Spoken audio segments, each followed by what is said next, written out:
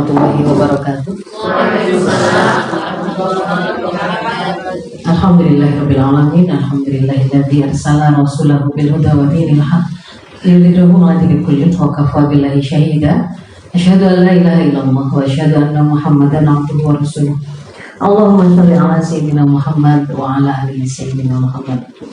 Rabbi shrah li sadri wa yassir li amri wa hlul 'uqdatam min lisani yafqahu qawli. Amma ba'd. Alhamdulillahirabbil alamin. Apa kabar Ibu sekalian? Alhamdulillah. Sehat semua? Sehat insyaallah. Alhamdulillah. Kita pada pagi hari ini karena dakwah Islam, karena insya Allah kebaikan, kita dipertemukan oleh Allah di majelis ini. Saya ingin mengawali apa yang mau saya paparkan di sini itu dengan sebuah hadis ya, yang disampaikan oleh Rasul berapa belasan abad yang lalu tentang bagaimana karakter seorang muslim yang dia itu memang tidak ada dalam kamus kehidupannya itu gaya hidup yang egois atau EGP ya. Zaman dulu itu dikenal ada EGP. Sekarang sudah enggak, kayaknya sudah ada viral lagi. EGP itu emang gue pikirin gitu ya. Kalau sekarang itu istilahnya apa ya? Dulu juga dikenal cuek bebek gitu ya. Nah itu dalam kamus kehidupan muslim tidak ada yang seperti itu. Rasul mengatakan man asbaha mahabau dunia falaysa minallahi fi syai' wa man lam yahtam bi amri muslimin falaysa minhum. Barang siapa yang dia itu bangun di pagi hari lalu kemudian tidak didapatkan pada benak dia terbersit satu urusan umat ini dan dia merasa seolah-olah tidak ada hak Allah pada dirinya. Jadi mungkin penampilannya itu sibuk saja dengan urusan personalnya. Hari ini mau masak apa ya, kalau keluar pakai baju yang mana, tasnya yang apa, nanti kapan mau ikut model siapa, jalan-jalan kemana, menghabiskan nonton drakor judulnya apa, misalnya gitu ya. Karena hari ini itu di antara lifestyle. Atau mau kita mau bincangkan, mau merasani atau mau gosipin siapa gitu. Ya, jadi ketika kemudian dia tidak melihat ada seolah-olah tidak ada hak Allah atas dirinya begitu, dan dia tidak terbersit sedikit pun dalam benak dia urusan kaum muslimin ini, falaisa minhum, kata Rasul. Mereka bukan bagian dari kaum muslimin. Ini bukan untuk wah ini ustazahnya ini radikal mengkafir-kafirkan, bukan. Itu kan saya cuma menyampaikan ulang. Dan itu maknanya itu sebenarnya adalah bahwa mafhum mukhalafahnya, mafhum kebalikannya. Kalau orang yang kayak gitu disifati oleh Rasul bukan bagian dari kaum muslimin, berarti kalau kita ngaku muslim, tampilan kita adalah orang-orang yang peduli. Apa yang terjadi di tengah-tengah umat ini kita peduli. Apa yang terjadi di tengah-tengah generasi kita, di tengah kehidupan emak-emak sesama kita, baik itu di negeri ini, apakah itu kemudian di negeri di sekitar kita ataupun yang jauh, ketika itu bagian dari urusan umat ini kita memiliki kepedulian. Nah, hari ini kita mengangkat satu topik yang memang kayaknya nggak lazim mungkin bagi emak-emak membahasnya bidang roh. Ya Bu ya, itu nanti bahasannya itu sangat kaitannya dengan pembangunan perkotaan. Urusannya apa sama emak-emak? Nah, supaya agak dekat ya, kami kemudian angkat satu isu yang itu lekat dengan emak-emak, karena lekat dengan kondisi generasi hari ini, yaitu kondisi mental illness yang akan mengancam di balik bidang roh atau program pembangunan. Kalau di sini namanya bidang roh. Nah, yang akan saya bahas itu 4 hal ini. Yang pertama, supaya sama persepsi awal kita memulai pembicaraan, kita merasakan kegelisahan yang sama. Saya akan memulainya dengan memaparkan data mental illness ini. Apa mental illness itu dan bagaimana angkanya di tengah-tengah masyarakat atau generasi kita. Lalu lanjut, saya mengajak ibu mulai menganalisa, kok kemudian angkanya seperti itu kok banyak, singkatnya gitu Bu ya. Itu kenapa? Kita coba telusuri.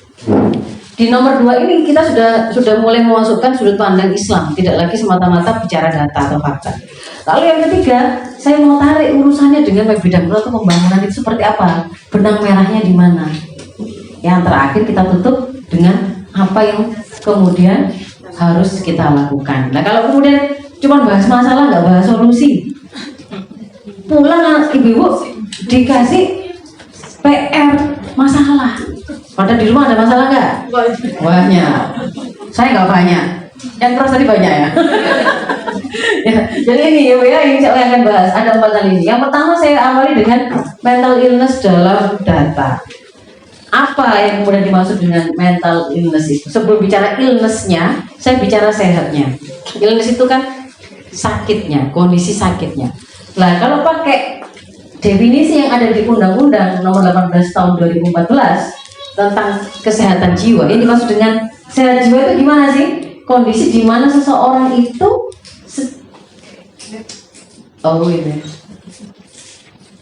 seseorang itu dia secara fisik, mental, spiritual, sosial itu berkembang sampai dia itu bisa mengenali saya itu punya kemampuan apa, saya bisa melaksanakan tugas apa, kalau kemudian ada masalah di situ baru saya menyelesaikan seperti apa gitu ya. Dia bisa produktif, dia bisa melaksanakan tugas-tugas kesehariannya, tugas-tugas dia di tengah keluarga, tugas-tugas dia di tengah masyarakat. Nah, kalau kemudian dia mengalami situasi di mana akhirnya dia itu terganggu untuk melaksanakan tugas atau amanah-amanah atau hal-hal yang perlu dilakukan keseharian, dia nggak lagi bisa merawat dirinya, nggak mandi, nggak makan, loh itu beneran ya kan? Kok ini kok ada emak-emak habis melahirkan anak bayinya nangis, dia itu juga santai saja, dan kemudian tercium aromanya itu, begitu kita memasuki rumah itu kecutnya itu. Kenapa? Karena bau badan si ibunya. Ternyata dia tidak mandi berapa hari. Bayinya tadi itu nangis, dia juga nggak merasa terkenal, karena ternyata dia sedang mengalami baby blues, depresi. Itu masih untung, cuman bayinya nggak direken gitu saja, nggak dirawat gitu saja ya, bayinya ini dibiarkan. Pada kondisi yang lebih dari itu bisa saja bayinya malah dibunuh. Begitu nangis dia merasa tiba-tiba ada bisikan kan gitu kan ya, merasa tertekan, semakin mendengar suara bayi itu semakin itu menjadi stresor, ditutupin sama bantal untuk menghentikan, hilang kemampuan untuk berpikir dan jernihnya itu hilang gitu ya. Nah, jadi kalau kemudian seseorang itu ada pada kondisi mau sebentar, mau lama, kalau sebentar itu akut gangguannya berarti, kalau lama itu berarti kronis, sampai dia itu tidak bisa melaksanakan untuk menjalani kehidupan sehari-hari. Termasuk kalau misalnya dia sendiri tadi itu ya, dia belum punya anak, dia belum punya suami, berarti dia merawat dirinya sendiri dia tidak bisa. Kalau dia sudah berkeluarga, dia punya suami, dia juga tidak bisa merawat atau melaksanakan tanggung jawab sebagai istri. Kalau dia punya anak, dia juga bisa melaksanakan tanggung jawab sebagai ibu, misalnya begitu. Kalau dia itu orang yang kerja menjadi pegawai di salah satu institusi, membuat dia tidak bisa masuk kerja, tidak bisa melaksanakan pekerjaan, ya berarti di situ dikatakan dia sudah mengalami mental illness, ada gangguannya. Nah, sebelum terjadi gangguan, sebelum terjadi illness-nya, itu nanti disebut, dikenal ada namanya mengalami gejala gangguan mental. Ada kondisi-kondisi yang itu gejala. Bisa jadi nggak sampai mengalami gangguan melaksanakan tugas. Misalkan hanya nggak bisa tidur saja, pusing sangat saja, kepalanya sakit saja, tapi tidak, dia masih bisa melaksanakan tanggung jawabnya. Nah itu nanti di dalam surveinya itu disebut ada gejala gangguan mental atau gangguan jiwa, tapi tidak sampai pada kelainan jiwa atau gangguan kesehatan mental ya. Nah, yang kemudian harus membuat kita itu melek ya, membuka mata, telinga dan juga hati kita itu, ternyata ini sempat viral ini Bu ya, tahun 2022 Oktober itu dirilis satu survei yang dilakukan oleh Indonesia National Adolescent Mental Health Survey ya, yang kemudian menemukan hasil bahwa 1 dari 3 remaja usia 10 sampai 17 tahun dihitung hanya 1 tahun terakhir saja itu ternyata mereka mengalami masalah. Ada sekitar 15,5 juta itu kalau dikonversikan ke jumlah hari ini. Nah, apa yang paling banyak gangguannya itu gangguan kecemasan paling banyak. Kalau di Indonesia ya, gangguan cemas, lalu depresi, gangguan perilaku, gangguan stres pasca trauma. Trauma itu kayak habis ada bencana, kemudian atau ada kecelakaan, orang tuanya meninggal, atau dia habis mengalami kecelakaan. Pokoknya ada satu trauma tertentu, ternyata setelah itu ada stres yang mengikutinya, itu yang PTSD itu. Nah, atau yang ini ternyata juga besar juga ADHD, ini kaitannya dengan kemampuan belajar dan seterusnya ya. Nah, ini kalau di diagramkan ya, tertinggi gangguan cemas, depresi, gangguan perilaku, dan sampai ADHD. Kemudian kalau mundur lagi tertinggi 2022. Kalau kita mundur ke tahun 2018, itu ada namanya Riskesdas, riset kesehatan dasar. Lebih dari 19 juta penduduk di atas 15 tahun. Berarti termasuk 15 tahun ke atas, berarti masuk yang tua-tua ya. Termasuk yang sudah dewasa-dewasa itu, bukan hanya remaja. Kalau tadi kan cuma 10 sampai 17. Ini di atas 15 tahun itu mengalami gangguan mental emosional dan sekitar 12 jutanya itu depresi. Di 2016-nya itu sudah juga ditemukan angka bunuh diri per tahunnya itu sekian, atau kalau dikonversi ke perharinya 5 orang. Itu tahun 2016. Ya, besar ya berarti ya. Nah, kemudian, nah ini kaitannya ya ini sama ya. Sekitar 20% populasi di Indonesia ada potensi masalah gangguan jiwa. Nah, ini yang lain lagi. Ini dilakukan oleh Populix. Ternyata juga hasilnya juga mengenaskan juga.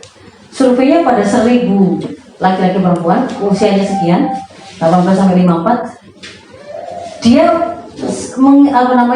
termasuk mensurvei penyebab pertama, bentuk paling seringnya itu apa keluhannya, lalu penyebabnya apa. Nah, paling seringnya itu ternyata 6 bulan terakhir ini adalah mood swing.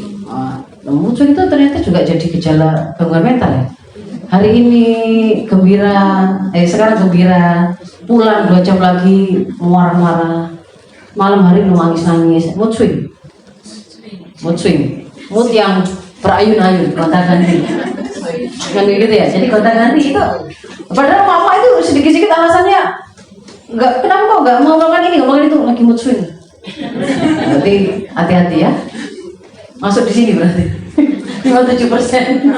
Dan emang besar loh, 60 kan di atas 50%. Itu ya, semuanya mengalami itu. Nah, kemudian merasa kayak fatigue ya, fatigue itu kayak kelelahan, nggak berenergi, lemas. Kalau ada juga memang yang sakit ya, orang yang sakit dan diabetes dia bilang lemas, tapi ini karena bawaan dari psikologis depresi itu orang seperti kehilangan gairah hidup, sampai energi tubuhnya juga seperti habis.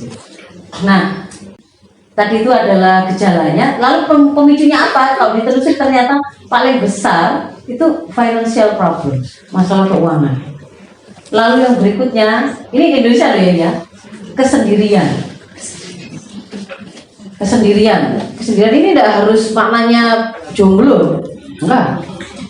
Meskipun di tengah-tengah ramai orang, tapi ada orang-orang yang kesepian karena dia terasing, dia tidak terkoneksi dengan orang lain ya, dia tidak bisa bicara dengan orang, dia punya masalah, tidak bisa mendapatkan sentuhan rasa, berbagi dengan orang, itu sendiri rasanya dia. Meskipun ada banyak orang di sekitarnya. Loneliness itu bukan fisiknya atau sendiri, nggak gitu ya maksudnya. Nah, lalu kemudian yang lain itu ada beban kerja, post trauma dan seterusnya. Ini kenapa saya tampilkan supaya nanti koneksi dengan yang di belakang, di bawah itu nanti saya akan tunjukkan bahwa ada tekanan dari partner atau pasangan, tinggal di lingkungan pertetanggaan yang rusak, adanya diskriminasi, adanya bullying, komentar buruk di sosial media ya. Lah mama sekarang ini misalkan gitu ya, ada ibu-ibu ini main TikTok nggak? Main. Terus sukanya nyobain filter macam-macam gitu. Ketika ada filter slow motion lalu dikasih tulisan captionnya, katanya kalau mau lihat aslinya wajah kita pakailah filter ini. Tidak ada no filter, no make up, wajah aslinya gitu kan ya. Lalu kan yang merasa mungkin pada waktu dia hanya melihat wajahnya sendiri, dia merasa pede. Kalau di Zoom itu ya kulit saya bagus-bagus aja ya, cantik-cantik aja. Dia syuting lah itu kan, diupload. Habis itu yang namanya diupload di seluruh dunia ya. Kan baru ketahuan itu, bagi orang lain tuh wajahnya itu termasuk cantik apa enggak cantik? Kan gitu kan? Lalu muncullah komentar ya, macam-macam. Ada yang secara halus, yang penting bersyukur ya Bu, gitu ya. Maksudnya itu kan bilang, sok jadi kebuelek gitu. Tapi ini masih menjaga komentarnya ini. Yang penting bersyukur, semangat emak gitu ya. So yang penting bersyukur. Tapi ada yang kemudian ya kalau ada yang Kayak yang penting kita tuh punya uang. Kalau kita punya uang, skincare sih akan membuat kita jadi glowing gitu kan. Itu berarti Anda ini orang desa, orang miskin, makanya nggak glowing. Sebenarnya mau bilang gitu, tapi dia pakai kalimat yang lain. Nah, tapi ada juga yang kemudian saya ngiranya kan mesti dikasih captionnya itu kan umur, misalkan umur 24, umur 34 anak gitu kan ya. Maunya tuh dia sudah merasa sangat muda pada waktu memposting itu, merasa penampilan itu sangat ini gitu ya. Ternyata begitu diposting masih 30 tahun, saya kira 54 gitu. Yang komen itu ya. Nah, itu sebenarnya bisa bikin langsung mendadak dia gangguan kesehatan mental. Makanya enggak usah kebanyakan ikutin tren gitu ya. Jadi ini sebabnya itu ada kecemasan, depresi karena penggunaan alkohol dan seterusnya. Nah, kalau kemudian kita lihat gangguan mental itu terjadi di mana? Itu kalau kita buka petanya Bu, pakai definisi yang kayak begitu tadi, di seluruh dunia itu tidak ada wilayah yang bebas dari gangguan mental. Makanya bisa dibilang terutama pada waktu kemarin ada pandemi COVID, pada saat yang sama itu ada double pandemi, dikatakan begitu. Apa satunya? Adalah pandemi mental health gitu ya, mental illness. Terjadi juga gangguan mental ini itu sifatnya global di mana-mana. Sebenarnya mereka gangguan mental itu sudah jadi sejak kemarin-kemarin, sejak sebelum pandemi. Tapi begitu pandemi itu seperti membuat segala kerusakan itu jadi transparan, jadi kelihatan gitu. Nah, ini kalau kemudian mau kita zoom dari sisi laki perempuan dan umurnya, kalau dari sisi laki perempuan ternyata kan yang atas itu laki, yang bawah itu perempuan. Ternyata ya hampir sama, mau laki mau perempuan sama-sama stresnya. Dari usia 10 kalau di expand sampai ke 19, angkanya juga hampir sama gitu ya. Jadi jangan dibilang itu hanya perempuan-perempuan yang mudah depresi. Memang ada faktor risiko perempuan depresi, tetapi angka realnya ternyata semuanya sama, laki perempuan hampir sama. Nah, ini kalau kemudian kita lihat, wah inilah negara yang dikatakan diprofilkan negara maju seperti apa, Amerika. Kita lihat angkanya, Amerika seperti ini, hampir sama dengan kita. Sebelum COVID 20% kan, hampir 20%, 1:5 orang mengalami mental illness. Begitu pandemi naik sampai sekian, naik sampai 1,5 juta. Kemudian remajanya itu sebelum pandemi itu 10%-an itu mengalami depresi mayor yang berat. Nah, kalau depresi mayor berat itu berarti ya sudah sampai ada upaya untuk bisa jadi bunuh diri, ada upaya untuk menyakiti diri sendiri, ya itu masuk di situ. Tidak ngapa-ngapain, tidak melakukan tanggung jawab apapun itu. Dan begitu pandemi naik dia. Nah, untuk Amerika, ini Inggris, dan ini untuk anak-anak. Ya, anak-anak di 1 dari 6 anak di Inggris itu punya persoalan mental disorder di 2021. Kemudian kalau untuk mental health juga begitu, antara 6 sampai 16 tahun angkanya sekian. Untuk 17 sampai 23% angkanya sekian. Jadi memang di sana juga tinggi. Artinya kalau kita tadi menemukan kok generasi kita kenal hari ini yang namanya generasi strawberry, ya. Strawberry itu tampilan luarnya itu kayak keren, kayak ranum, kayak cantik, kayak bagus, tapi begitu kesenggol sedikit rontok, ketonjok sedikit penyet hancur kan begitu. Nah, itu maksudnya kalau dia dari tampilan fisiknya, barang-barang yang nempel di badannya itu branded, kayaknya itu high level lah kualitinya. Tapi begitu kemudian dia kena persoalan, putus sama pacarnya, bunuh diri. Dia minta kerjaan itu seperti ini, dikasih tantangan oleh atasannya seperti ini untuk bunuh dia itu, atau dia diingetin lah, dia melakukan kesalahan lalu dia diingetin, dia langsung merasa sepertinya dunianya runtuh. Dia keluar dari situ. Akhirnya tampilannya kan seperti orang yang menyusun menyusun CV bolak-balik resign dari tempat kerjaannya. Itu generasi strawberry kan begitu. Nah, kenapa ini terjadi? Kita sudah masuk ke dalam bab yang kedua. Kalau pakai Dr. Blum ini ada 4 hal ini. Secara gampang itu pasti itu satu faktor di dalam diri si manusia itu ada yang diawali dari bawaan, diturunkan. Jadi ada bakat. Yang ini berarti kodok ya kalau yang Bu ya. Biasanya memang kita menyebutnya sebagai faktor resiko. Kalau di keluarga itu ada jalur keturunan semakin dekat dengan dia itu yang memang ada gangguan mental, dia akan membawa faktor resiko lebih besar daripada orang lain yang tidak punya itu. Faktor resiko ini bisa sampai 60%. Kayak sama dengan penyakit-penyakit yang ada faktor resiko keturunan, misalkan diabetes dan seterusnya, itu juga sama seperti itu. Maka harus waspada gitu, harus hati-hati, karena ada hal yang berarti harus saya lebih hati-hati lagi kan gitu Bu ya. Nah ini dari dalam tubuh kita itu genetis ada. Nanti di situ juga perilaku nanti ini sebenarnya saya muncul perilaku itu kan dipengaruhi oleh sesuatu yang berlangsung di dalam proses si orang ini, yaitu pemahaman seperti apa yang dia punya, karena itu akan bentuk perilakunya. Tapi nanti juga akan ditentukan oleh lingkungan. Ini kaitannya nanti dengan stresor dan pelayanan kesehatan yang ada, itu kaitannya dengan pertolongan yang akan dia dapatkan ya. Kalau pakai apa yang disampaikan atau dirumuskan oleh guru besar ilmu jiwa FK UNS Solo, ini beliau juga membantu menyederhanakan penyebab, karena sebenarnya banyak gitu ya. Beliau kelompokkan 3. Yang pertama itu segala hal yang berkaitan dengan fisik tubuh organ. Misalkan otaknya pernah kecelakaan gitu ya, dia pasti ada gangguan juga. Bisa jadi ada gangguan karena otak itu, atau dia pernah pakai narkoba, atau dia pernah minum alkohol merusak sarafnya, bisa di sini. Atau dia pernah sakit infeksi sampai gangguan sarafnya juga bisa. Itu yang masuk ke sini ya, fisik, biologis atau organ. Lalu kemudian yang kedua, ini bukan fisiknya, bukan badannya, tetapi kaitannya dengan mental, emosional, kejiwaan, hal yang berkaitan dengan rasa, naluri, terpenuhnya naluri, kebutuhan-kebutuhan akan pengakuan, akan perasaan, nah itu di sini. Mungkin di situ salah asuh ya. Orang tua kok setiap hari hanya menghardik, menghina, merendahkan gitu. Kalau yang di sini mungkin memukuli gitu ya, fisiknya jadi lemah, dan dikasih makan yang bergizi, itu bisa di sini enggak? Bisa, hal fisik ya. Kalau di sini dia mendapatkan partner yang ternyata toksik, nah itu di sini. Atau kemudian tekanan ketetanggaan, tekanan antara menantu, mertua, ipar, ya apa enggak itu? Ada enggak itu? Ada. Kalau pertetanggaan ada yang toksik apa enggak? Ada juga ya. Kalau kerja ada juga ya. Ada.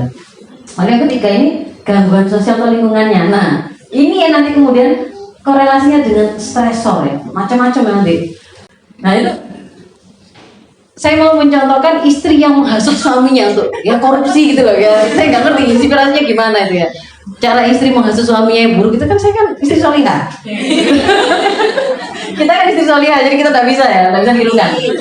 Insya Allah begitu. Nah jadi ini itu stresor lingkungan. Nah ibu-ibu kembangkan sendiri ya. Model pekerjaan di sekolah itu ada yang seperti ini. Faktor ketiga. Nah kalau kemudian kita bukakan teori tentang terjadinya stres, nah, tadi itu kan gangguan mental tuh ya, kondisi karena kalau hari ini orang mudahnya menyebut itu stres gitu. Padahal sebenarnya istilah stres itu aslinya itu nggak mesti sakit, nggak mesti penyakit, tapi itu situasi setiap hari kita alami. Setiap hari kita itu akan mengalami ada stresor di sekitar kita, bahkan di dalam diri kita.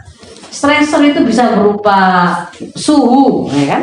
Mungkin ada yang merasa panas sekali di sini gitu ya, itu stresor. Saking panas sampai saya penat, sampai saya pusing, sampai itu stresor. Stresor juga. Lapar, gak ada makanan, stresor. Ada orang mengklakson dari belakang kita, stresor. Ada nggak orang yang marah gara-gara diklakson? Sampai kemudian dia ikuti dengan melakukan tindakan yang nggak rasional. Walaupun berantem lah gara-gara masalah klakson. Ada? Padahal itu stresor itu. Bisa jadi ibu juga pernah diklakson, tapi kok nggak langsung ngajak gelut. Nah itu nanti ada bedanya di sini ya, saya tunjukkan. Jadi stresor itu memang banyak. Bahkan ada di dalam diri si orang itu juga ada stresor. Di tengah-tengah mulusnya kulit ada jerawat. Stresor. Ya, ataupun yang lain ibu ya. Ini kita lanjutkan. Nah, ini. Jadi, ketika ada stresor yang tadi itu sebenarnya sangat banyak, bahkan ada pada diri seseorang. Stresor ini ketika menimpa individu itu akan bereaksi. Bereaksi itu baik secara fisiknya, somato itu badannya. Kalau misalkan kamu kepanasan, ada stres ini, ada stresor, saya tak ngiup, bahasa Medannya apa ngiup ya? Bernaung. Apa bernaung? Berteduh, ya, berteduh gitu ya. Nah, itu fisiknya bergerak, psikisnya, alhamdulillah panas gitu ya, bisa merasakan panas ya. Dia tadinya mungkin merasa gerah, merasa nggak nyaman itu, dia juga bisa memilih yang sebaliknya, sosial. Kita ini, misalkan kalau ini masalahnya itu karena ruangan kita tidak ada AC-nya, mungkin kemudian dia bereaksi dengan sesuatu yang lain. Coba ini bisa nyalakan kah atau bagaimana kan gitu kan ya. Ibu-ibu merasa gerah, AC-nya mungkin barangkali bisa dinyalakan. Atau kalau kedinginan dimatikan. Nah itu misalkan kita melakukan apapun itu ya, ada kemudian respon juga yang secara spiritual tadi. Begitu merasakan gerah, alhamdulillah masih bisa merasakan gerah. Kalau orang itu sudah rusak sarafnya, mau kakinya nginjek bara api, tidak ada rasanya. Berarti minimal itu satu, kita masih hidup, ya kan? Kalau nggak hidup pasti nggak bisa merasakan gerah. Nah misalnya begitu ya kan, bersyukur. Atau nggak masalah yang di rumah. Biasanya kan saya baca di sosmed itu mak-mak mengeluhkan suami-suami yang kalau narik baju semuanya berantakan, susunan di lemari. Habis mandi adunya ada di taruh sembarangan. Kok di sini rame ini, jangan-jangan ini pelakunya ini. Nah, suka posting-posting gitu ya. Nah, itu ada yang kemudian memaknainya. Alhamdulillah handuk basah di mana-mana, berarti suami saya masih hidup. Dengkuran sangat keras gitu kan juga. Alhamdulillah berarti dia masih sehat. Karena ketika dia sakit, ternyata tidak terdengar yang namanya dengkuran itu. Dia sudah tidak terdengar dengkuran itu. Kan gitu kan ya. Loh, bisa itu mengenai begitu. Nah ini kemudian semua reaksi ini akan menentukan dia nanti jadi stres atau tidak stres. Kalau bahasa lainnya di sini itu distress, di sini eustress. Normal. Jadi akhirnya stres itu memang membuat dia lebih tangguh, lebih kuat, lebih baik lagi karena dia berhasil mengalahkan satu stresor. Kalau yang di sini dia kalah. Nama aslinya itu distress, tapi secara singkatnya orang nyebutnya dia sedang stres, akhirnya gitu. Dia akhirnya stres. Jadi di sini kondisi stres itu terjadi antara perpaduan antara ternyata persepsi terhadap stresor dan persepsi terhadap daya tahan, kemampuan kita. Kalaupun misalkan yang di sini tuh ya, yang namanya stresornya itu semakin dibesarkan gitu ya, tapi kalau kemudian dia juga membesarkan kemampuan untuk mengatasinya, imbang masih.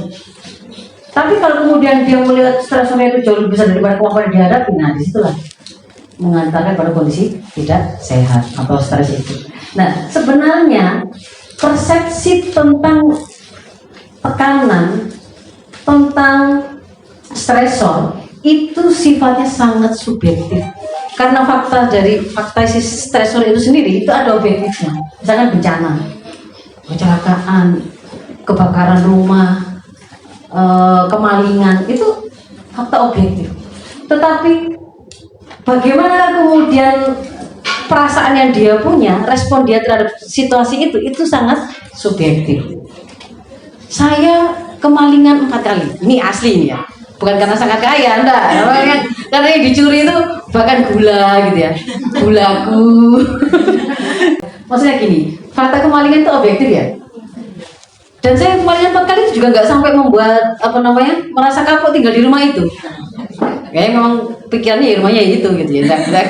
Kepikiran minta pindah. Tapi ketika kemudian satu saat saya itu pernah berinteraksi dengan teman kerja seorang dokter gigi. Satu hari itu dia cerita dia habis kemalingan rumahnya. 1 kali setelah kemalingan itu dia langsung bilang ke suaminya, aku nggak mau tinggal di situ lagi. Nah di situ saya jadi mikir, oh ternyata kemalingan itu bisa membuat seseorang itu ketakutan sampai minta pindah, nggak mau tinggal di situ lagi, nggak mau betul. Lah kok saya kok nggak ada gitu ya? Jadi malah terinspirasi. Gitu ya. Oh ini 4 kali kok biasa-biasa aja gitu ya. Nah itu 1 kali saja kok sampai begitu gitu ya. Ternyata ada gitu ya. Itu sifatnya adalah subjektif. Jadi di sini saya mau tunjukkan bahwa sesuatu itu stresor sebenarnya objektif, tetapi kemudian bagaimana respon kita terhadap dia itu subjektif, dan subjektifnya itu akan merubahnya menjadi emosi yang seperti apa, netral, positif, negatif, tergantung proses yang ada pada diri kita, itu proses berpikir. Bagaimana kemudian yang kita tampilkan dalam penampakan sehari-hari kita, apakah kemudian tampilan perilaku kita itu menampakkan kita itu orang yang tangguh, anak-anak kita, generasi kita itu anak-anak yang tangguh, tidak mudah menyerah, atau bukan mudah depresi, atau generasi strawberry, atau seperti apa? Itu seperti gambaran yang disampaikan oleh Allah di dalam surat Ibrahim itu. Sebenarnya satu bangunan apapun yang kita lihat di atas yang begini ini, seperti pohon ini, kalau di dalam Ibrahim ini kan dikasih perumpamaan, pohon yang bagus kayak begini nih, ya, yang dia akarnya menghujam ke tanah, batangnya itu kemudian menjulang ke langit, berbuah sepanjang musim, gitu kan kalimatnya ya. Itu berawal dari sebuah benih kalimat thayyibah, yaitu adalah tauhidullah. Nah, sampai ini mau dipakai level untuk personal, bangunan personal, ataukah bangunan peradaban di tengah masyarakat itu sama. Ujungnya itu pasti ditentukan oleh akarnya, benihnya. Nah, kalau pada level manusia, itu sebelum kita bicara perilaku yang benar, sikap atau sifat yang benar, ini bagaimana kita berperilaku ditentukan oleh pemahaman yang kita punya, kan? Pemahaman yang kita punya itu dibentuk oleh proses berpikirnya. Proses berpikir itu bukan semata-mata kerja otak, karena proses berpikir itu adalah sebuah proses yang melibatkan 4 komponen ini. Proses untuk mengambil kesimpulan atas sesuatu. Sesuatu itu fakta yang mau kita pikirkan, mau kita simpulkan. Fakta ini harus ditangkap oleh indera kita. Oleh indera kita diteruskan ke otak sebagai pusat susunan saraf pusat. Di situ yang akan memberi warna ini akan dimaknai seperti apa tergantung informasi yang kita pakai. Informasi yang kita pakai, kalau ini informasi benar, maka akan kesimpulannya benar, membentuk pemahaman benar, menentukan sikap yang benar, perilaku kita tampilannya benar. Tapi kalau informasi salah terus sampai di sini. Nah, informasi ini benar salah itu tuh ditentukan betul oleh pemahamannya dia punya tentang kehidupan ini, tentang siapa saya, untuk apa saya hidup, mau kemana saya, berarti saya harus ngatur kehidupan saya dengan cara seperti apa. Yang itu kita kenal dengan istilah akidah. Ya, jadi akar itu adalah akidah gitu. Kalau nggak ketemu dengan akidah yang benar, nggak ngerti kamu dari mana. Ya, saya dari batu akan berubah menjadi batu. Saya dari energi berubah menjadi energi. Berarti kan di situ kan. Berarti saya bagaimana cara menjalani hidup? Ya terserah. Hidup seperti gift, seperti hadiah. Seperti saya kasih kamu penggaris, mau kamu patahkan, mau kamu kasihkan orang lain atau yang lain-lain.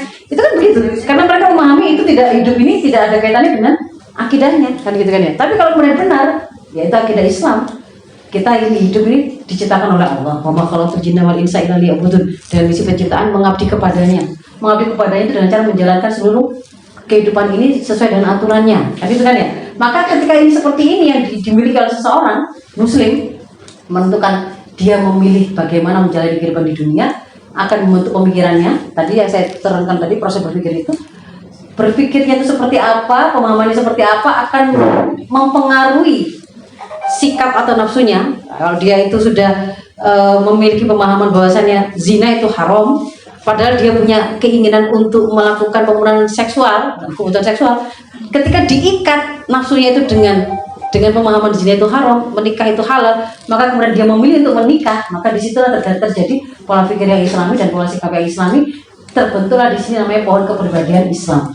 Tampilan perilakunya itu yang kita kenal dengan buah tadi itu bisa jadi seperti ini, nggak takut mati, nggak takut lapar, nggak kemudian mudah menyerah, ya kan? Dia itu taat kepada Tuhannya, birrul walidain, berbakti pada orang tua, kalimatnya ada kalinya santun, ada kalinya harus keras, dia tegas kepada kebenaran dan seterusnya di sini. Nah, itu kalau level personal. Nah, personal ini kan kemudian dia tadi tidak tinggal di goa, kan gitu kan ya, orang ini tadi. Tapi dia itu tinggal bersama dengan orang-orang yang lain. Dan dia tidak tinggal bersama orang-orang yang cuma ngumpul tok, kan enggak gitu. Tapi dia berinteraksi terus menerus, dan interaksi ternyata terjadi karena kita punya kesamaan persepsi. Kalau tidak ada yang punya persepsi, kalau satunya punya persepsi menjual narkoba itu menguntungkan, itu baik, ya kan, mendatangkan cuan. Yang satunya memahami menjual narkoba itu haram, itu kerusakan, itu akan membawa kepada kerugian, tidak akan terjadi transaksi, kan gitu kan ya. Maka untuk bisa terjadi interaksi antara kita dengan orang-orang supaya disebut sebagai masyarakat, pasti persepsi kita sama, mengantarkan pada kesamaan perasaan, dan itu dilanggengkan oleh peraturan yang sejenis. Sejenisnya itu di mana? Di sini. Kalau kemudian kita bicara pengaturan di sini dalam bidang hukum, pendidikan, pergaulan, ekonomi dan seterusnya, ini sebenarnya adalah cabang. Dia lahir dari pemikiran yang mendasar, yaitu akidah. Jadi ada ketemu kesamaan benihnya itu, mau bangunan personal maupun bangunan di tengah masyarakat ditentukan oleh pemikiran dasarnya, yaitu akidah apa yang dipakai yang melahirkan. Nah, hari ini kalau tadi saya di data awal saya katakan, kok sekarang terjadi pandemi mental illness, nggak hanya di Indonesia tapi di seluruh dunia, ya karena kesamaannya di mana? Kan negaranya beda-beda. Satunya di Afrika, satunya di Asia, satunya di Eropa. Kan juga ada itu negara yang non Muslim, ada yang Muslim. Kok bisa? Apa yang menyamakan kesamaan itu adalah sama-sama mereka hari ini dipimpin atau hidup dalam sebuah peradaban sekuler. Sekuler itu artinya nggak harus Anda tuh nggak menjadi Muslim loh ya. Boleh jadi beragama apapun, pokoknya jangan bawa agama atau wahyu untuk mengatur kehidupan, kan gitu. Itu sama ternyata. Jadi di dalam itu mungkin personal-personalnya ada yang Muslim, ada juga agama lain, tapi prinsipnya ketika mereka mengatur kehidupan sama-sama sekuler, nggak pakai wahyu, nggak pakai tuntunan syariah. Tapi pakai apa? Nah, sekuler, kapitalistik, liberalistik. Kapitalistik itu apa? Nama kapitalisme itu dipakai, diambil dari hal yang paling menonjol pada satu sistem yang dia melepaskan wahyu, dan ternyata sangat menonjol di dalam bidang ekonominya. Itu adalah menjadikan kapital atau modal sebagai penentu segala sesuatu. Dia dinamai dengan kata-kata kapitalisme itu karena yang paling menonjol dalam ideologi itu sistem ekonominya. Tapi sebenarnya prinsipnya semuanya sama, pokoknya nggak pakai wahyu. Dalam politiknya begitu, dalam pergaulannya juga begitu, dalam apapun keluarga, mengatur keluarga juga begitu, sama. Nah, ini hari ini membuat situasi ini, Bu. Secara personal, profil kita itu dirusak, dilemahkan. Nanti saya akan tunjukkan dirusak atau dilemahkannya di mana. Stresornya ini akhirnya diproduksi masif. Kemudian kalau orang itu butuh bantuan, itu diminimalisir. Kalau misalnya kita itu sedang sakit gitu ya, kita lemah, kita terpuruk. Tapi kalau di situ ada orang-orang yang siap di sekitar kita, yang kemudian ada konsep misalkan ithar, mendahulukan orang lain, ta'awun alal birri wat taqwa, itu kan akan membuat orang akan menolong, bukan karena mencari sesuatu kan gitu kan ya, ada daya dukung. Tapi kalau kemudian lingkungannya itu mengajari justru yang cuek, justru individualis, justru gak usah ngurusin orang lain gitu kan ya, maka tidak ada daya dukung ini, minimalis. Orang struggle dengan diri mereka sendiri. Nah, jadi di sini saya mau menutup bagian yang kedua ini dengan menunjukkan bahwa kenapa terjadi pandemi mental. Ini menunjukkan kan di sini kan ya, individunya kemampuannya dibikin minimalis, stresornya dinaikkan, akhirnya mereka menghasilkan di sini yang sangat banyak. Berarti di sini bukan masalah personal, karena ya laki, ya perempuan, ya keluarga A, ya keluarga B, keluarga C di negara ini, di benua itu sama semua, agamanya apa juga sama. Bukan masalah keluarga, tapi dia adalah bagian dari kerusakan peradaban kehidupan, sekularisme, kapitalisme, liberalisme. Nah, kalau kemudian kita tarik simpulan itu ke arah realitas generasi Muslim, ini situasi idealnya itu ya akan kuat itu kalau kita itu punya 5 ini. Pribadi ini tadi, Muslim ini tadi kuat kalau dia akarnya, akidahnya kuat, lalu akidah ini membuat dia itu sadar bahwa dia harus hidup sesuai dengan aturan Allah, keterikatannya dengan syariah di sini, kesadarannya. Lalu pemahaman terhadap syariah itu juga komplit sehingga dia tidak kesasar-sasar, dia tidak perlu tahu rusaknya zina, gara-gara pernah melakukan zina lalu hamil di luar nikah baru dia paham, enggak, tapi dia punya pemahaman yang benar sehingga dia tercegah dari itu. Lalu si pohon ini hidup di lingkungan yang kondusif, masyarakatnya itu bukan masyarakat yang penuh banyak polusi gitu ya, banyak kerusakan tanah, kerusakan air, kerusakan udara, enggak kayak gitu. Dan di mana masyarakat kondusif itu warnanya seperti apa itu ditentukan oleh kebijakan apa yang diterapkan dan diterapkan oleh negara. Kalau aturannya itu adalah berasal dari akidah yang benar, maka itu yang akan membuat mereka kuat. Nah, faktanya kemudian semua hal yang membuat kuat atau tangguhnya personal ini itu dihancurkan satu persatu. Kalau akidah yang kuat, ini ide-ide yang mengatakan semua agama sama, itu di sini rusaknya. Singkat, nanti dibaca sendiri. Nomor 2 dihancurkan dengan apa? Allah, kamu itu boleh jadi orang Islam, tapi jangan fanatik-fanatik gitu ya. Kalau bergaul, kalau pakai baju, ya. Jadi itu sekuler. Kesekulerisme itu untuk meruntuhkan kekuatan kedua ini. Kesadaran bahwa kalau saya Muslim, saya harusnya hidup dengan syariah, itu dihancurkan. Nah, lalu yang ketiga, yang berikutnya, itu dihancurkan dengan ini ya, ini kan kalau semakin kuat pemahaman syariah, fikih, itu kan akan semakin kokoh. Ini malah dijauhkan gitu. Segala hal yang berusaha untuk stigmatisasi generasi ketika mendekat dengan syariah. Jenggoten itu ciri-ciri teroris. Celana cingkrang, bercadar, jilbab kerudung besar, sampai gitu ya. Ciri-cirinya teroris itu suka bangun sholat malam jika jidatnya hitam. Itu kan berarti sedang menstigma supaya mereka tidak mendekat pada syariah. Kemana-mana bawa Quran. Itu ya, itu pelemahan. Yang berikutnya, lingkungannya ini, masyarakat ini benar-benar tidak terjaga. Apapun boleh, polutan apapun masuk ke situ. Anak-anak kita belajar bully, ya memang gak diajari guru di sekolah. Siapa bilang diajari guru di sekolah? Tapi mereka belajar dari sinetron. Wah, kalau cowok keren itu ya, kalau dia punya cewek di setiap kelas, dia punya cewek. Kalau dia tuh keren kalau dia itu bawaannya mobil yang paling canggih sehingga membuat teman-temannya itu menyemut untuk jadi dayang-dayang, gitu kan ya. Lalu ketika disuruh hina itu, mereka berangkat. Nah dia kan, oh gitu ya ternyata ya, profil yang keren itu. Oh gitu ya cara jadi anak keren itu ya. Bully orang yang lemah, bully orang yang misalnya gitu kan. Dia belajar dari situ. Nah ini masyarakat, gitu ya. Masyarakat ini tuh warnanya kayak apa? Itu tergantung kebijakan apa yang diambil.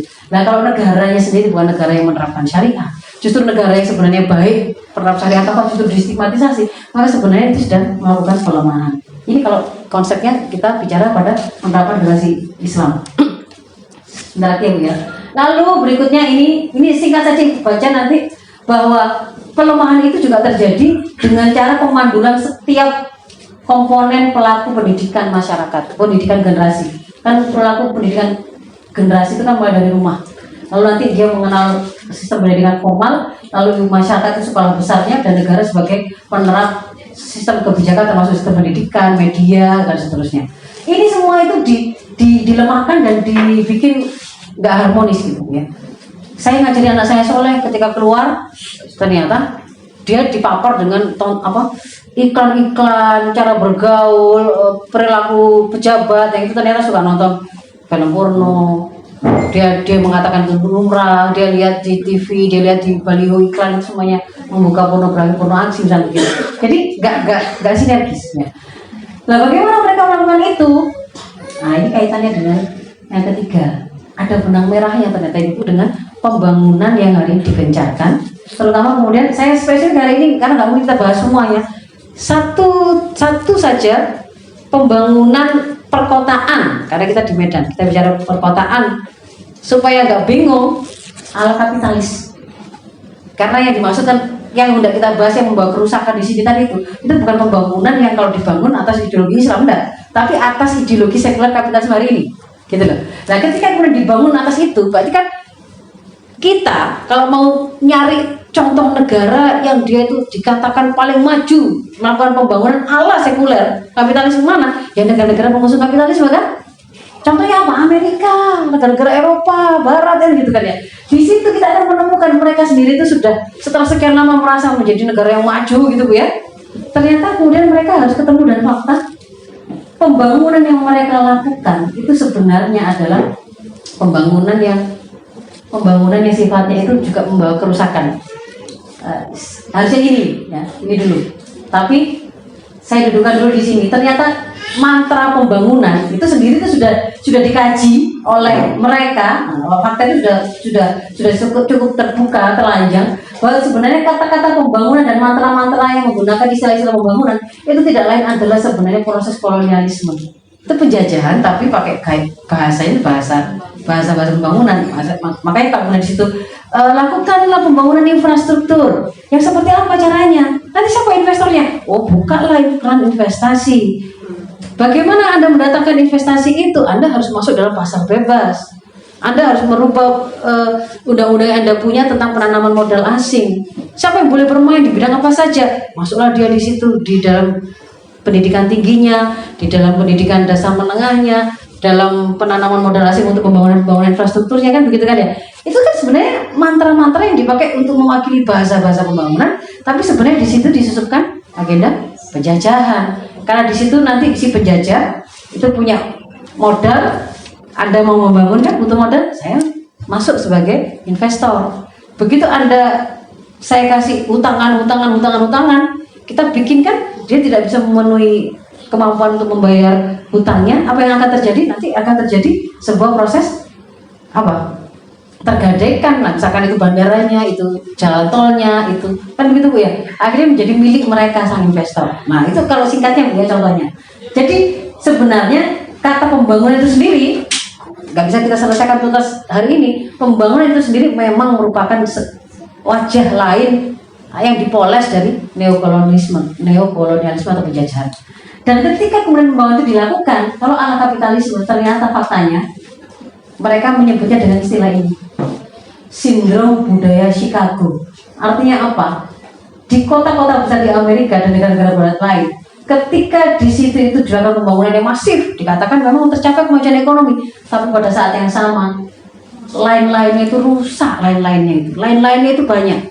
Contohnya realnya misalnya di Amerika, Philadelphia itu adalah kota yang disebut sebagai kota zombie.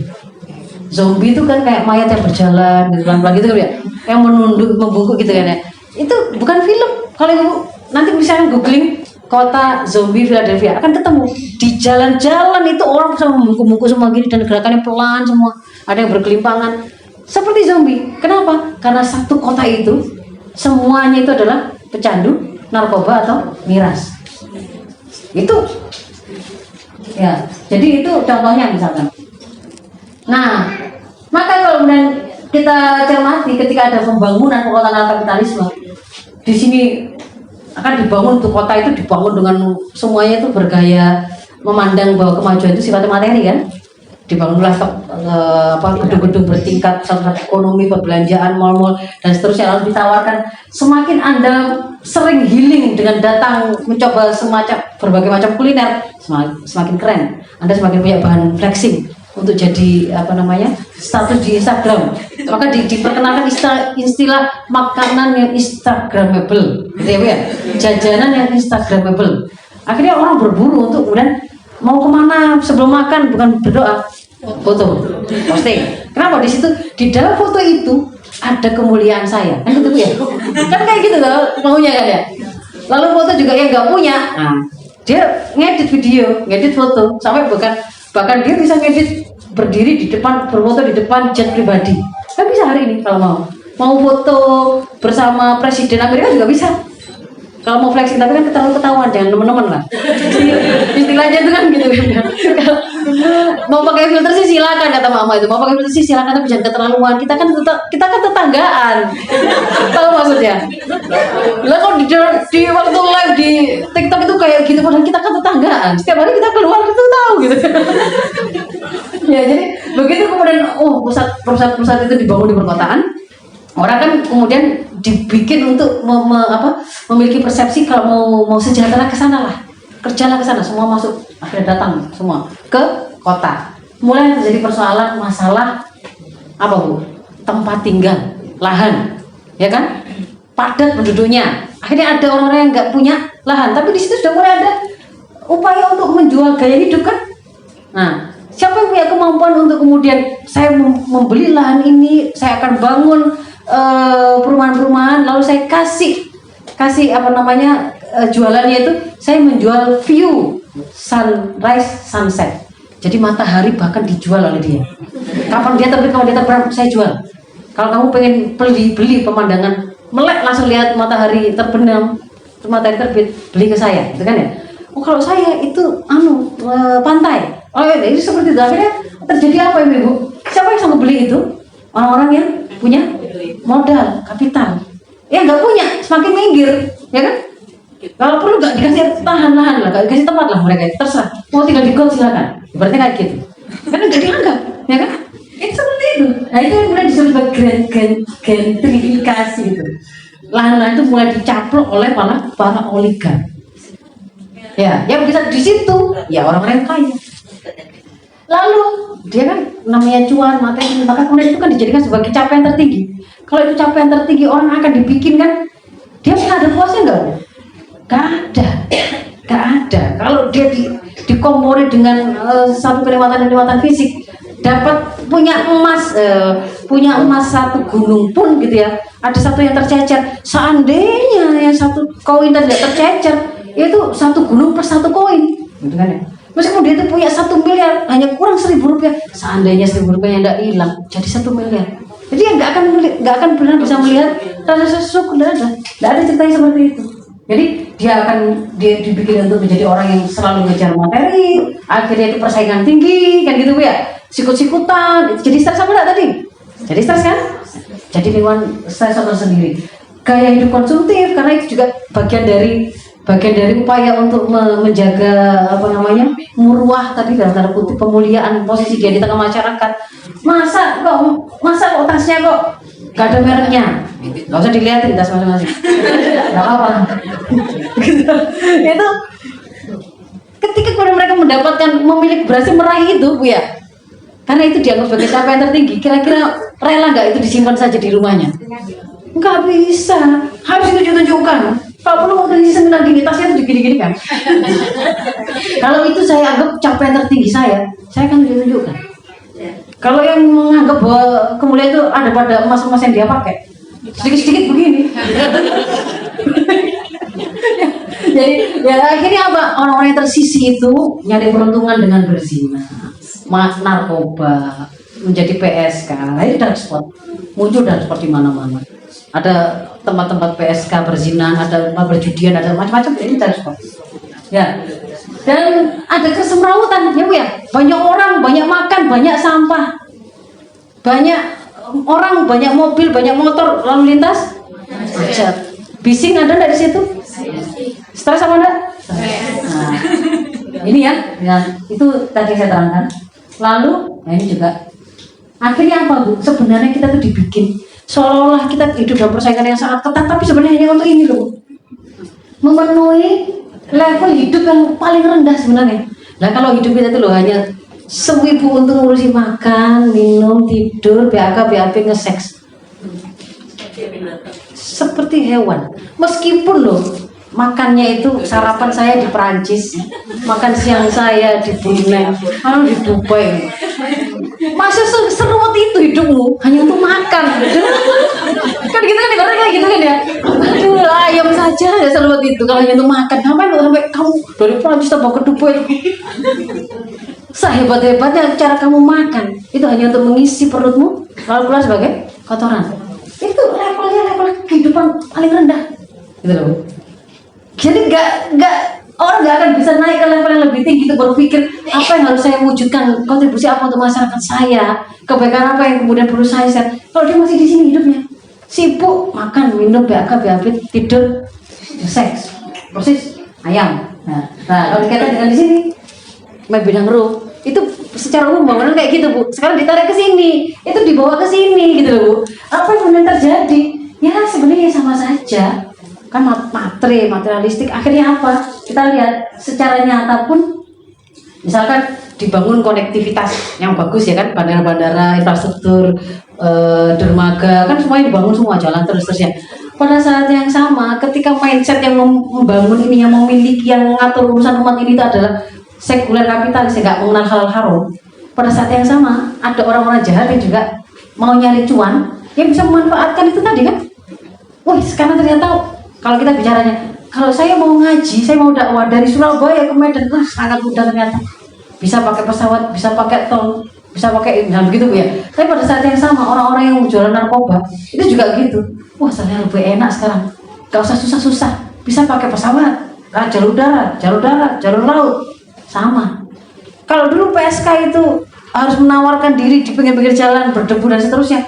Dunia digital yang kemudian kita bisa pakai untuk mengkoneksikan ngurusi umat itu dengan baik dan cepat, mereka juga berpikir yang sama. Saya juga bisa menawarkan gitu ya, pelacuran itu melalui dunia digital. Saya bisa melakukan grooming orang-orang, anak-anak yang nggak keramat-keramat, nggak terawat oleh orang tuanya itu, bahkan lintas negara untuk jadi korban saya.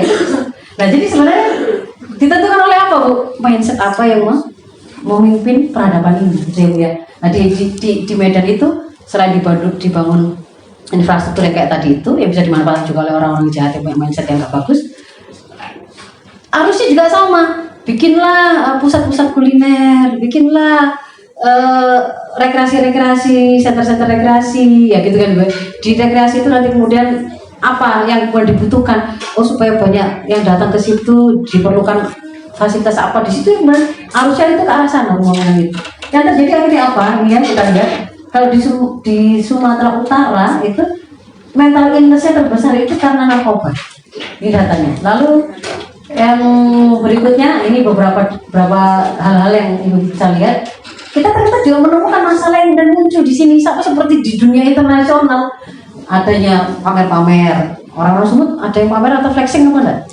Ada, jangan dikira enggak ada. Terlalu alim. Drug juga ada. Tadi bahkan penyumbang terbesar narkoba itu kepada health mental di sini, kasus kesehatan mental. Sexual abuse ini ada, di sini juga ada. Sexual abuse juga ada. Ini semuanya kasus-kasus di Bidang Road, daerah Bidang Road, dari Serdang ini juga ada ya, drug juga ada. Lalu Binjai, sexual abuse, drug juga. Ini juga angkanya sekian. Kalau yang saya sempat lihat itu di 2019, gangguan jiwa di Sumut 20 ribuan di 2019. Saya nyari yang terbaru belum dapat. Tapi ini, nah di sini sampai dari Januari sampai September 2022 ternyata meningkat sangat fantastis, dan karena terbesarnya karena narkoba, gangguan penyalahgunaan narkoba itu ya Bu ya. Nah, kalau harus kita lakukan ibu, berarti kan ibu sudah paham kalau oh iya ada potensi gangguan mental di balik pembangunan tadi. Jadi saya awali dari gambar ini, apa yang kita lakukan? Ini kan hal yang menguatkan tadi. Maka ya kembalikan ini, gitu kan? Kembalikan akidah yang kuat, kembalikan kesadaran bahwa generasi kita harus hidup dengan tuntunan syariah. Penuhi pemahaman yang mereka punya tentang bagaimana syariah itu, ciptakan masyarakat yang kondusif, hadirkan negara yang rohin wajunah, memelihara urusan rakyat dan seperti benteng yang melindungi masyarakatnya. Berawal dari mana? Caranya seperti apa? Keluarga harus dikokohkan karena ini pelaku pendidikan awal. Kalau kita bicara mengembalikan keluarga harus dikokohkan, itu harus kita kembalikan kepemimpinan para ayah. Nah, ini juga ada fenomena katanya emak-emak di Sumut ini itu paling suka gitu ya mengapakan para bapak. Mengapakan. Jadi lebih berkuasa dari para bapak gitu. Ada nggak gitu? Kalau di sini kayak nggak ada ini. Ini istri Salihah yang sangat melakukan penghormatan kepada kepemimpinan suami dan tidak pernah merendahkan suami. Tapi ada di tempat lain itu yang kayak gitu. Kalau misalkan suaminya mau melihara, punya hewan peliharaan gitu ya, dia nggak suka. Ayammu yang keluar atau saya yang keluar? Lihat. Dia konflik sama mertuanya. Ibu lu yang keluar. Kan kayak gitu ya. Di sana itu bukan hanya guyonan ya, kita membaca kalau saya akan begini gitu kan ya, kalimatnya begitu. Kalau saya akan begini. Ibumu, kamu pilih ibumu atau pilih aku? Loh, itu kan dia susah toh. Kok malah kita mau membuat susah kan begitu ya. Jadi ini harus dikuatkan. Justru para bapak itu jangan fatherless. Kita hari ini tuh negara fatherless ketiga di dunia. Itu kata Bu Khofifah. Nah, pada saat itu dia mengatakan kita negara fatherless ketiga. Lalu yang berikutnya, nah selain bapaknya dikuatkan ya, kepemimpinannya itu kawamnya itu juga harus didukung, jangan malah dilemahkan oleh para mama. Mamanya ya sempurnakan tanggung jawab sebagai manajer dan pendidik generasi. Jangan sibuk scrolling saja, scrolling sosmed atau binge watching. Istilah binge watching itu nonton drakor sampai tamat. Kalau nggak tamat pusing. Misalkan seperti itu ya. Saya bahkan di drakor itu apa enggak ngerti saya. Nah, lalu yang lainnya itu apa? Pelaku pendidikan setelah rumah itu kan ada pendidikan formal kan? Kembalikan sekolah-sekolah formal itu agar kurikulumnya itu mencetak pribadi-pribadi Islam, solid. Bukan sekolah yang dibaca oleh industri. Hari ini itu. Justru kurikulumnya itu mereka yang mendesain. Kampus disuruh nurut. Ya.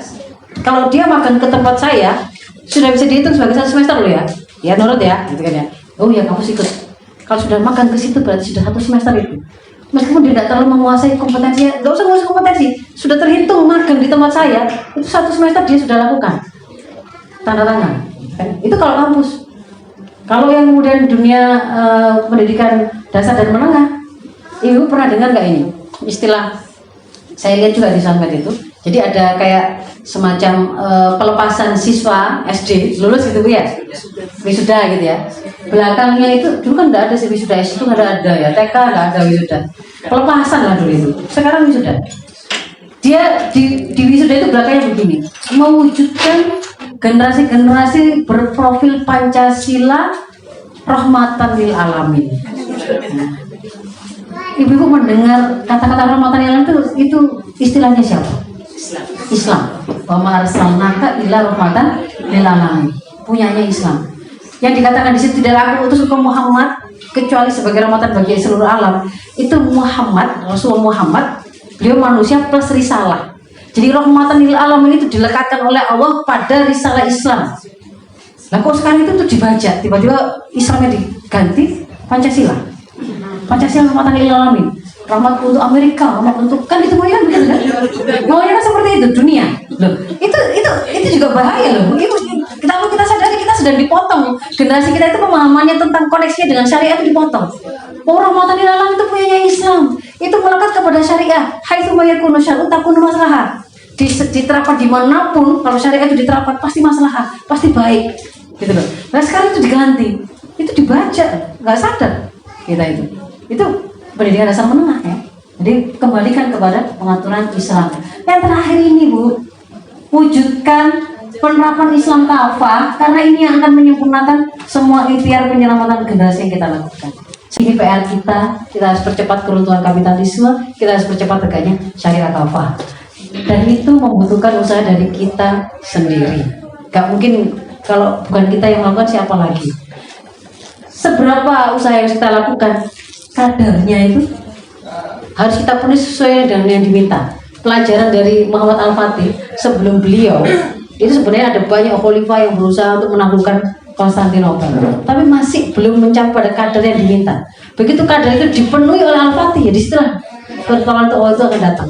Berarti kalau kita mau meruntuhkan kapitalisme, menegakkan Islam, itu nggak sekedar pokoknya saya terlibat, pokoknya saya usaha, tetapi harus sampai juga pada level kadar yang diminta. Aku minkum ihdinas siratal mustaqim. Assalamualaikum warahmatullahi wabarakatuh.